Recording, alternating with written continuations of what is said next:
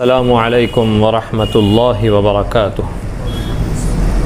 الحمد للہ رب العالمین والصلاة والسلام علی محمد سید الانبیاء والمرسلین وعلی آلہ واصحابہ الطیبین الطاہرین ومن تبعهم بإحسان ودعا بدعوتهم إلى يوم الدين أما بعد فقد قال الله سبحانه وتعالى في القرآن المجيد والفرقان الحميد فأعوذ بالله من الشيطان الرجيم بسم الله الرحمن الرحيم إن الدين عند الله الإسلام وقال تعالى إن الله لا يظلم مثقال ذرة صدق الله العظيم۔ بزرگان محترم اور عزیزان گرامی،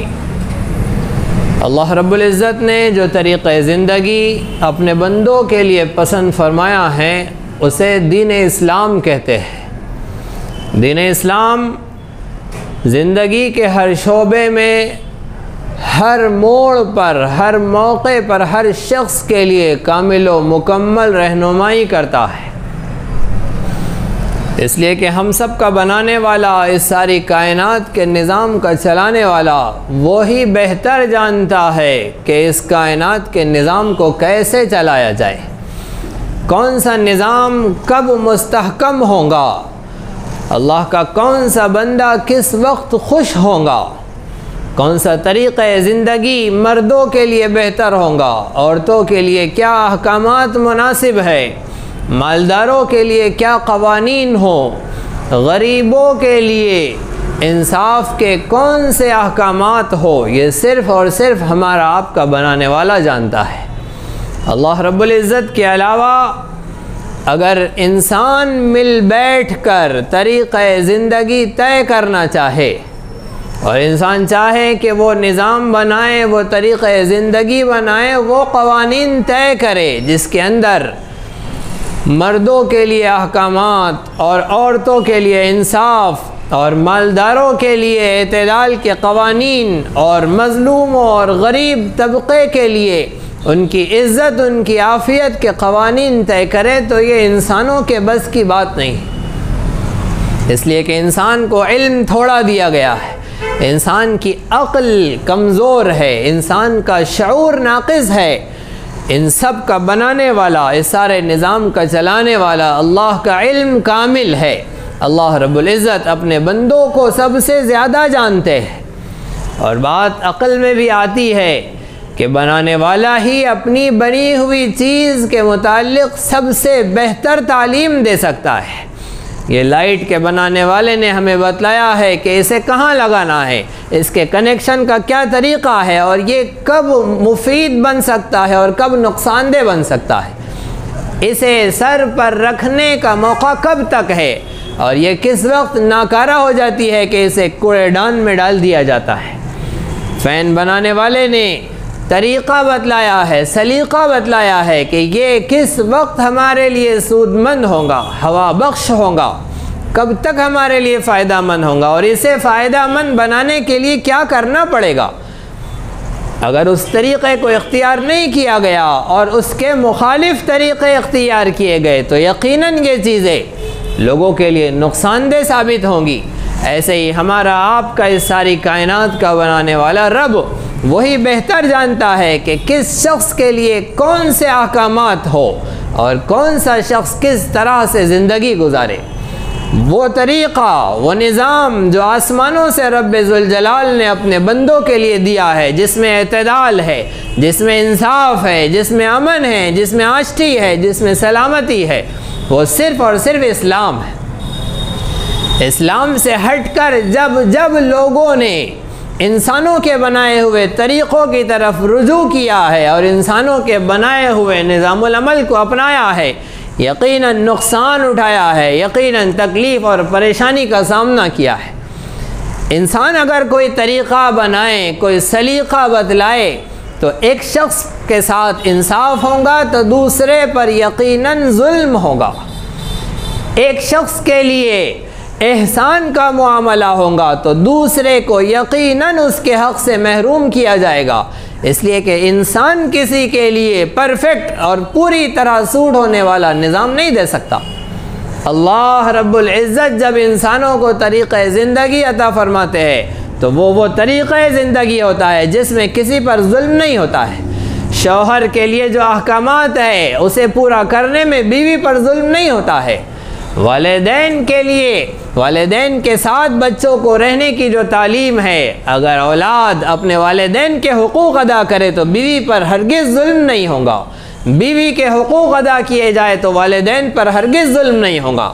انسان اگر کوئی طریقہ بتلائے تو یقیناً بیوی کا حق ادا کیا جائے تو ماں باپ پر ظلم ہوگا، اور ماں باپ کے حقوق ادا کیے جائے تو بیوی پر ظلم ہوگا،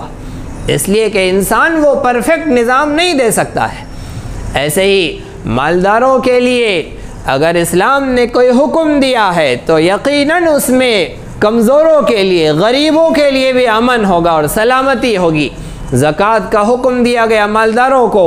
کہ مالدار زکوٰۃ ادا کرے، مسلمانوں کے امیروں سے زکوٰۃ لی جائیں گی اور مسلمانوں کے غریبوں کو دی جائیں گی۔ مسلمان نے اللہ کے حکم کو پورا کیا، غریب چین کی نیند سوتا رہے گا، چین کا سانس لے گا، عافیت اور سلامتی کے ساتھ رہے گا۔ مالدار کو حکم ہوا کہ جب تم کسی غریب سے کام لو، مزدور سے کام لو، تو اس کے پسینے کے خشک ہونے سے پہلے اس کی مزدوری دے دو۔ اگر مالدار اس حکم کو پورا کرے گا تو مزدور، وہ غریب، وہ پریشان شخص جو ضرورت لے کر آیا ہے، پسینہ خشک ہونے سے پہلے اپنی مزدوری لے کر خوش خرم اپنے گھر جائے گا۔ غرض یہ کہ اسلام نے جو طریقہ زندگی بتلایا ہے وہ کامل و مکمل نظام ہے۔ اللہ رب العزت نے انسانی ضروریات کا جو سامان کیا ہے، دنیا کو اسباب کے ساتھ چلایا ہے، اور ان اسباب میں انسانوں کو انسانوں سے جوڑ کر رکھا ہے کہ سب لوگ آپس میں ایک دوسرے کے ضرورت مند ہوتے ہیں۔ اگر اللہ رب العزت انسانوں کو آپس میں ایک دوسرے کا ضرورت مند نہ بناتا اور ہر شخص خوشحال ہوتا، ہر شخص مالدار ہوتا، کسی کے لیے کوئی پریشانی اور مصیبت اور محنت کا کام نہ ہوتا، تو اندازہ لگائے کتنی پریشانی ہوتی۔ ایک مالدار شخص چلتا ہوا جا رہا ہے، اس کا جوتا ٹوٹ گیا ہے، اس کی چپل ٹوٹ گئی ہے، اب وہ تلاش کرتا کہ میرا جوتا سینے والا کون ملے گا، تو جوتا سلنے والے کے پاس پہنچ کر پوچھا کہ بھائی میرا جوتا سی دو، وہ کہے کہ نہیں، مالک نے سب کچھ دے دیا ہے ہمیں، اب ہم نے جوتے سینا چھوڑ دیا ہے۔ کتنی پریشانی ہو جائیں گی، ہمارے بال بڑے ہو جائے، ہم کٹنگ کرنے کے لیے جب جائے اور وہاں جا کر اس سے کہے کہ بھائی دکان کیوں بند نظر آ رہی ہے آپ کی، نہیں صاحب ہماری کٹنگ کر دو، وہ کہے کہ نہیں اب تو مالک نے سب کچھ دے دیا ہے، اب ہم نے یہ چھوڑ دیا ہے، ہمیں ضرورت نہیں ہے، تو دنیا کا نظام ٹھپ پڑ جائے۔ اللہ رب العزت نے بعض کو غریب رکھا ہے، بعض کو مالدار رکھا ہے، بعض کو خوشحال رکھا ہے، بعض کو ضرورت مند رکھا ہے، اور سب کی ضروریات ایک دوسرے سے جوڑ دی ہے۔ جب تک اللہ رب العزت کے بتلائے ہوئے انصاف کے مطابق دونوں لوگ کام کرتے رہیں گے، ایک دوسرے کی ضرورت بھی پوری ہوتی رہیں گی اور انصاف بھی ہوتا رہے گا، دنیا عافیت کے ساتھ، امن اور سلامتی کے ساتھ چلتی رہیں گی۔ اگر مزدور نے اور نوکر نے اور غریب نے، کام کرنے والے نے اپنے کام میں بے ایمانی کا مظاہرہ کیا تو یقیناً اعتدال ٹوٹ جائے گا۔ اگر مالدار نے اور سیٹ نے اور مالک نے مزدوری دینے کے وقت اور کام لینے کے بعد اسے اس کی اجرت دینے کے وقت ناانصافی کی، ظلم کیا، تو یقیناً رب ذوالجلال کا اعتدال ٹوٹ جائے گا۔ پھر یہ ہوگا کہ ظلم عام ہوگا، پھر بدعنوانی ہوگی، پھر انتشار ہوگا، پھر خلفشار ہوگا، پھر چین و سکون غارت ہوگا، پھر دنیا کے اندر اللہ رب العزت جو امن چاہتے ہیں، جو سلامتی چاہتے ہیں، وہ ختم ہوگی۔ نتیجہ یہ ہوگا کہ جو ظالم ٹھہرے گا اللہ رب العزت اس سے ناراض ہوگا، جو مظلوم ٹھہرے گا اللہ رب العزت کی مدد اس کے ساتھ ہوگی۔ اللہ رب العزت چاہتے ہیں کہ دنیا میں امن رہے اور دنیا اپنے بیلنس کے ساتھ چلتی رہے، اس لیے ظالم اور مظلوم کی نگرانی کا کام اللہ رب العزت نے عطا کیا ہے اہل علم کو۔ ظالم اور مظلوم کی نگرانی اہل علم کرے، وہ علم والے جو اللہ رب العزت کا علم رکھتے ہیں، وہ علم والے جو انصاف اور ظلم کو جانتے ہیں، وہ جو انصاف کو جانتے ہیں کہ مالدار کس طرح زندگی گزارے اور غریب کس طرح زندگی گزارے۔ لیکن وہ اہل علم جسے مسلمان کہا جاتا ہے، جس کے پاس قرآن ہے، جس کے پاس اسلام ہے، جس کے پاس رب کی مرضیات ہے، مسلمان کی نگرانی اور مسلمان کی ذمہ داری تھی کہ یہ ساری کائنات کا محتسب بن کر، ساری کائنات کا نگران بن کر اور دنیا میں رہ رہے بس رہے لوگوں کو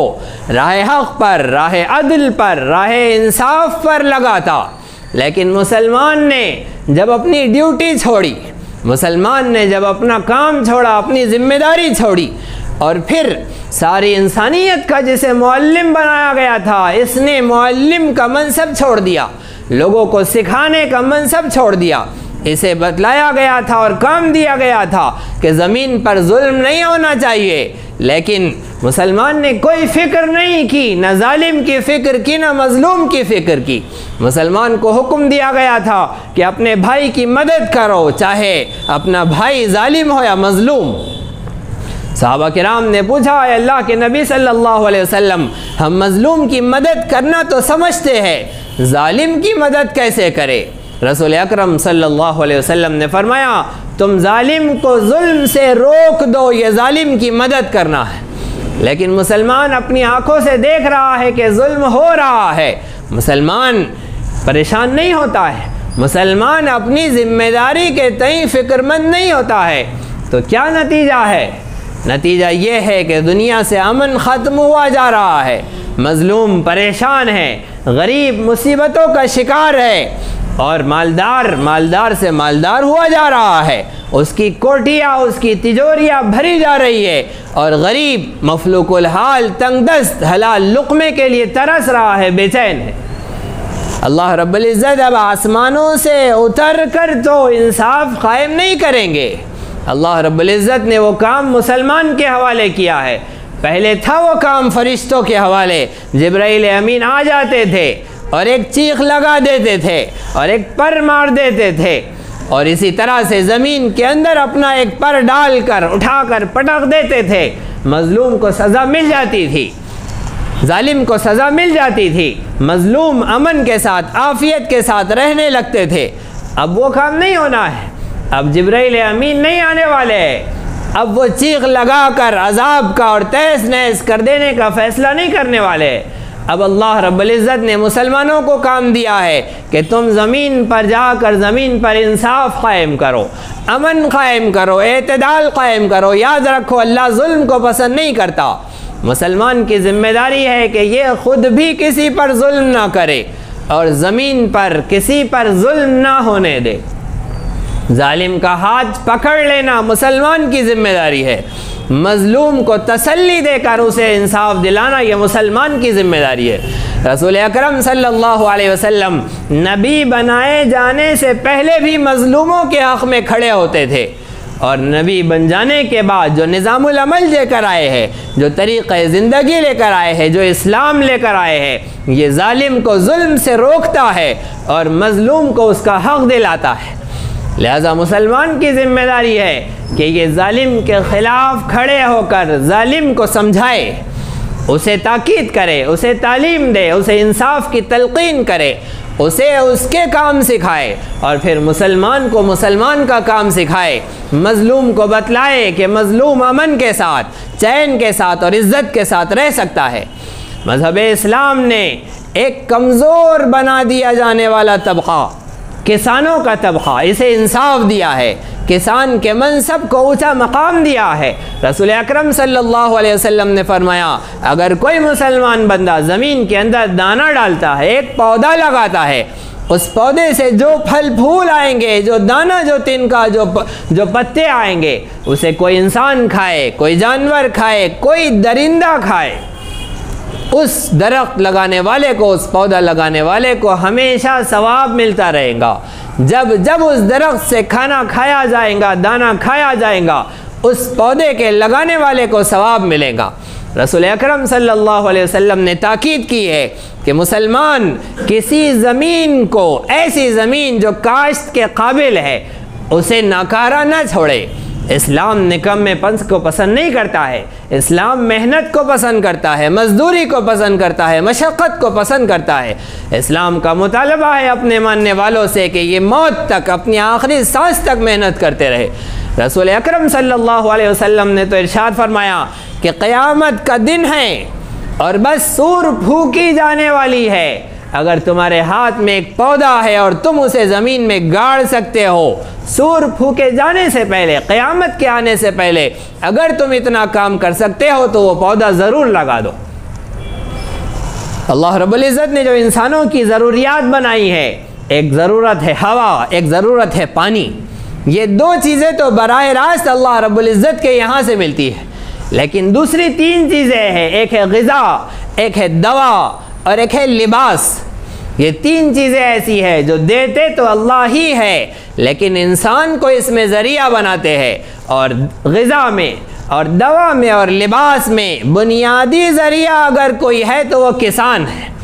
کسان کی محنت و مشقت کے ذریعے لوگوں کے پاس عافیت کے ساتھ غذا پہنچتی ہے، عافیت کے ساتھ لباس پہنچتا ہے، عافیت کے ساتھ دوائیں پہنچتی ہے۔ مظلوم کسان جو اتنی محنت اور مشقت کر کے لوگوں تک ان کی ضروریات کے پہنچانے کا کام کرتا ہے، یہ اصل میں قوم و ملک کا خادم ہے، یہ اصل میزبان ہے۔ لیکن جب کسان محنت و مشقت کرتا ہے، مئی کی گرمی کی دھوپ نہیں دیکھتا ہے اور دسمبر کی سخت سردیاں نہیں دیکھتا ہے، سب کچھ برداشت کر کے وہ محنت و مزدوری کر کے سارے ملک کی خدمت میں مصروف ہے، تو یہ حق بنتا ہے، اسلام کا یہ مطالبہ ہے کہ جس کی جتنی محنت ہو رہی ہے اسے اتنی مزدوری دی جائے، اسے اتنا حق دیا جائے۔ آج اگر اسے حق نہیں مل رہا ہے تو مسلمان کی ذمہ داری ہے کہ یہ اس سلسلے میں فکر مند ہو کہ ہمارے ملک کا ایک بڑا طبقہ مظلوم بن کر جی رہا ہے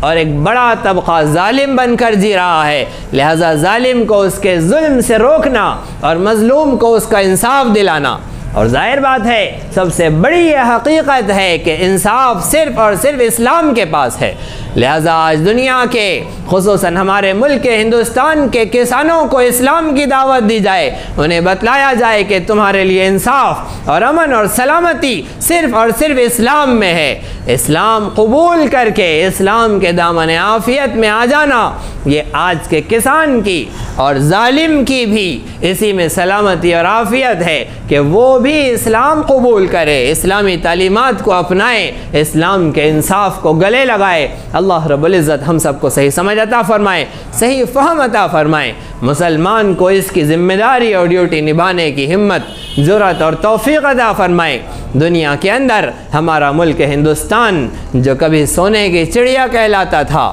یہاں سے رسول اکرم صلی اللہ علیہ وسلم کو محبت کی خوشبو آئی تھی، اللہ رب العزت پھر ہمارے ملک کو ویسے ہی محبتوں کا، امن اور سلامتی کا گہوارہ بنائے، مسلمان کو اس سلسلے میں اپنے فریضے کی ادائیگی کی ہمت و توفیق عطا فرمائے۔ آمین وآخر دعوانا ان الحمد للہ رب العالمین، والسلام علیکم ورحمۃ اللہ وبرکاتہ۔ یہ نغمہ حور جنت ہے، یہ ساز تم کو